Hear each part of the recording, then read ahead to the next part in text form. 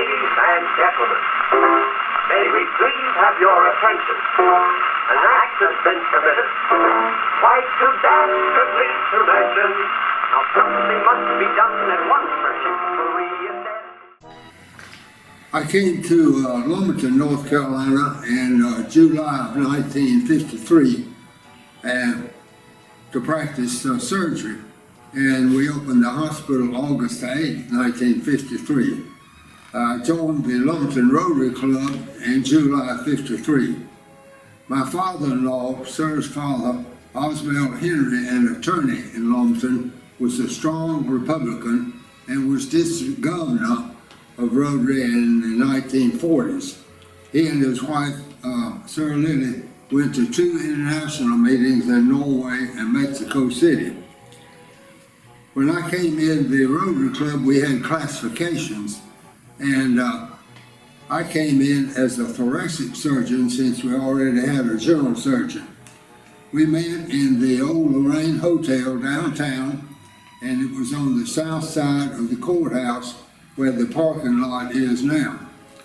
Ms. Gardner was our dietitian, and we had excellent meals.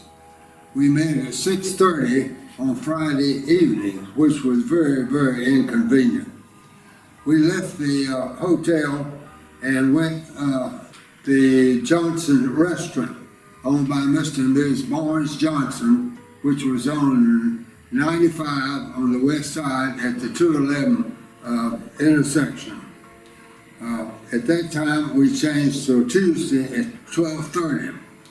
When 95 was 4-lane, the restaurant was torn down, and then we went to a fish restaurant on Roberts Avenue. From there, we moved to Village Station, owned by Mr. and Ms. Barnes Johnson.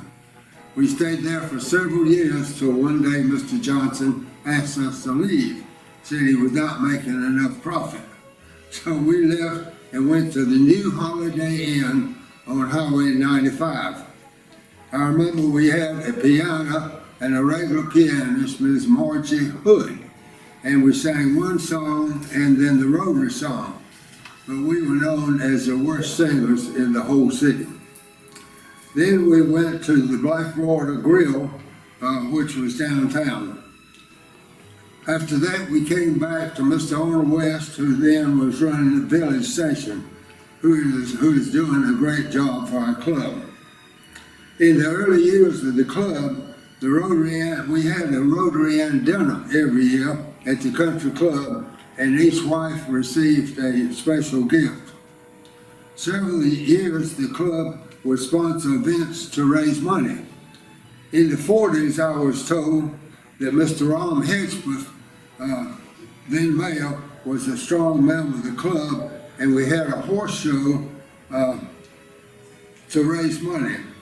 He had his right-hand man, Mr. Eddie Collins, was our Secretary of Treasury.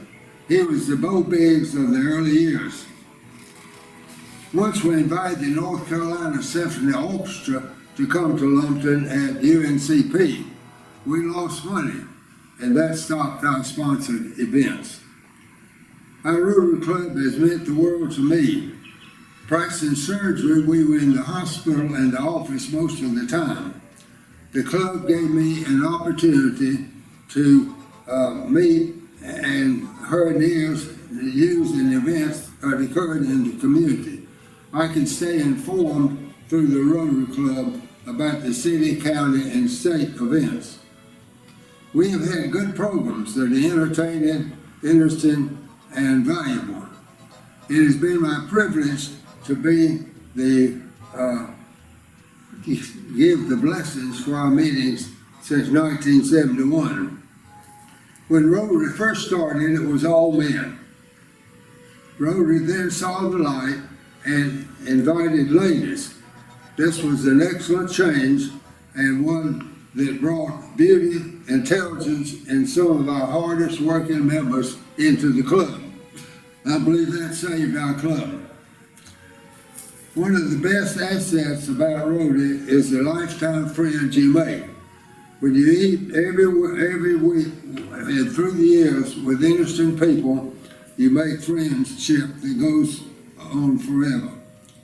I have enjoyed and appreciated my 65 years in the Lumberton Rotary Club, and it's been my pleasure to be a Rotarian for all these years. Thank you. Oh, who's Black Annie and the Fanny with the flounder? Who's Black Annie with the I moved to Lumberton in 1952 and was a member of the Episcopal Church here.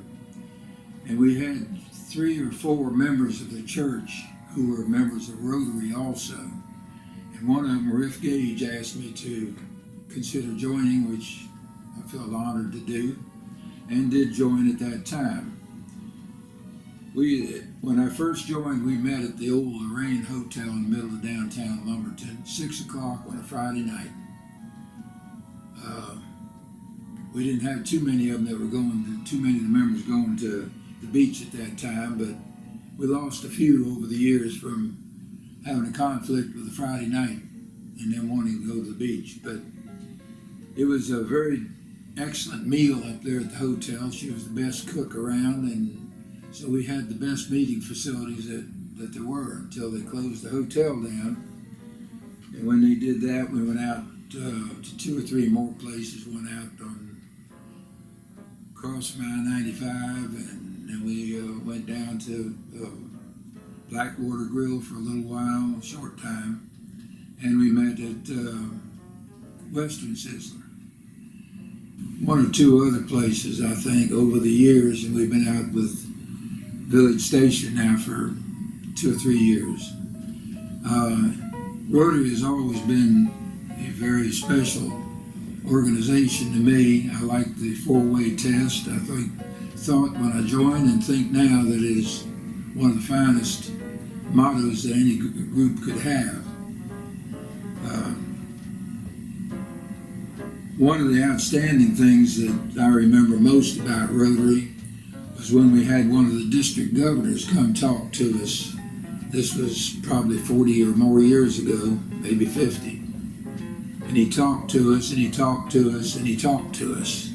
I think that our normal 1-hour meeting was extended to over 2 hours. Many of the members had to get up and leave or got tired of listening and left.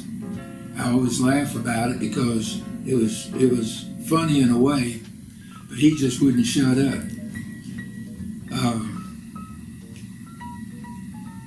I did have, and still have somewhere, my original check that I wrote for Rotary. I came across it 2 or 3 years ago and put it aside. Rotary has not been big on having fundraisers or anything of that nature. We did have a couple of things we did. We had a farm show that Bill Williford was very active in setting up and having us promote, which we did for several years. We had it out at the Co-op Warehouse, which is now no longer there. But it was fun, but it was a lot of work. But as far as fundraisers, I can't remember any that we did as a true fundraiser. One of my favorite people in Rotary was Bill Williford, who was a close friend and a neighbor, as well as being a fellow Rotarian. In fact, I followed him as president of Rotary many years ago. And he was very active and very sincere in his Rotary wishes. There have been many others that have played a big part. D.E. and I have been friends since I joined. I think I had known him a little bit before. I knew him a short time before that too. But the people in Rotary have always been high-type, dedicated people that wanted to see what was best not only for Rotary Club but for Lumberton as a whole, as well as the Rotary International. One of the things I love about Rotary International is their working with polio and eliminating polio virtually worldwide. I have been trying for several years to try to get them more active in Alzheimer's, which is something that is striking so many of our families and friends. And I just haven't been able to, I've succeeded in getting the cups put on the table to raise funds and some other money given to Alzheimer's. But I would still like to see us get into an international proposition, because I forget how many millions they expect to die per year by the year 2025 as a result of Alzheimer's. So that is one of my projects that I would like to see Rotary get more active in. We have always been very active in being generous in donations through Rotary, and through the kindness of a couple of our Rotary members, some sizable amounts of money have been donated, which we have at interest, which are funding a lot of our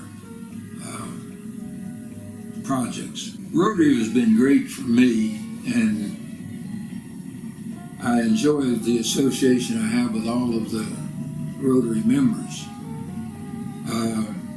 I would like to see us have more members, but it's more important to have good members than it is to have numbers. We have some that are not able to be there as often as others. I try to be there every week, just as DE does, and we both have been fairly successful in accomplishing the goal of being there most of the time. I've had wonderful associations with so many people that have helped me in my life, give me broader outlooks on many things, and I just think that Rotary is one of the finest organizations that this country, this is a worldwide organization, and it's one of the finest organizations that you could possibly imagine.